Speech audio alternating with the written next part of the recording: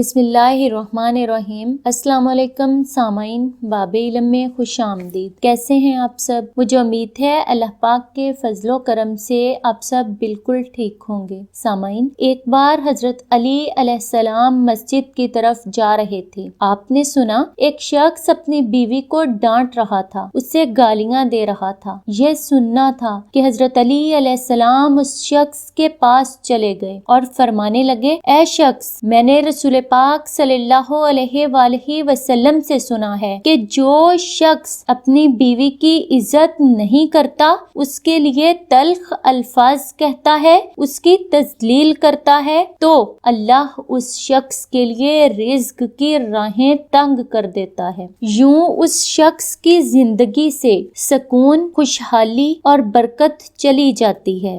یاد رکھو، عورت کو گالی دینا ایسا ہے جیسے کوئی خود اپنے رزق کو ٹھکرا دے، خود اپنی برکت کو ٹھکرا دے، خود اپنی خوشحالی کو ٹھکرا دے۔ حضرت علی علیہ السلام فرماتے ہیں کہ میں نے رسول پاک صلی اللہ علیہ وآلہ وسلم سے سنا ہے کہ جو لوگ اپنی بیویوں کو ڈانٹتے ہیں، ان کی تذلیل کرتے ہیں، ان پر ظلم کرتے ہیں، تو روز محشر ان کا نامہ اعمال کھلنے سے پہلے وہ فرشتے جو ان کے کندھوں پر بیٹھے نامہ اعمال لکھ رہے ہیں، چیخ چیخ کر اس پاک پروردگار کو بتائیں گے، اے اللہ، یہ تو وہ ہیں جو دنیا میں اپنی بیویوں پر ظلم کرتے تھے، ان کی تذلیل کرتے تھے، یہ دنیا میں بھی پریشان تھے، اب آخرت میں بھی ان کا انجام برا کیا جائے۔ تب اللہ فرمائے گا، ان کے نامہ اعمال کا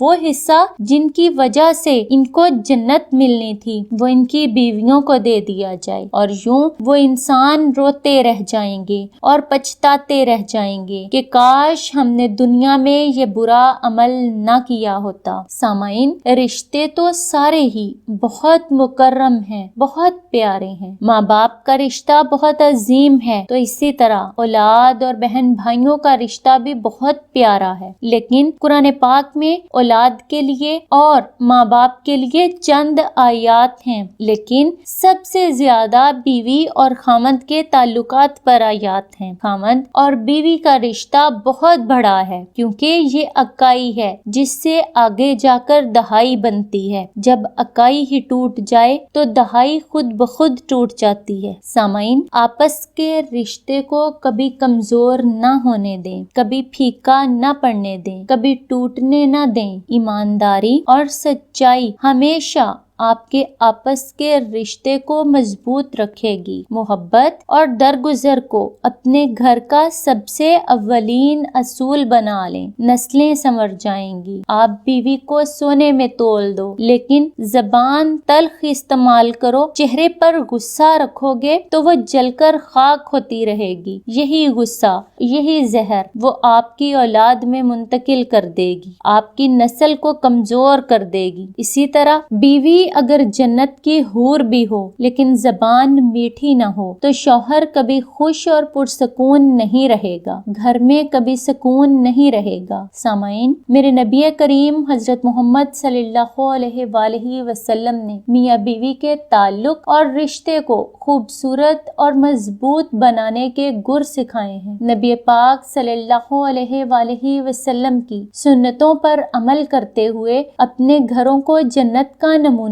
بنا لیں۔ اللہ پاک سے دعا ہے کہ میرے اور آپ سب کے گھروں میں پیار، محبت اور اتفاق پیدا کرے، آمین ثم آمین۔ سامعین، اگر آپ کو باب علم کی آج کی یہ ویڈیو پسند آئی ہو تو لائک اور کمنٹ کریں، باب علم پر نئے ہیں تو سبسکرائب کریں اور گھنٹی کے بٹن کو پریس کرنا نہ بھولیں۔ سامعین، باب علم کی ویڈیو صدقہ جاریہ سمجھ کر زیادہ سے زیادہ شیئر کریں۔ اگلی ویڈیو تک کے لیے اجازت چاہوں گی۔ بہت شکریہ۔ اللہ حافظ۔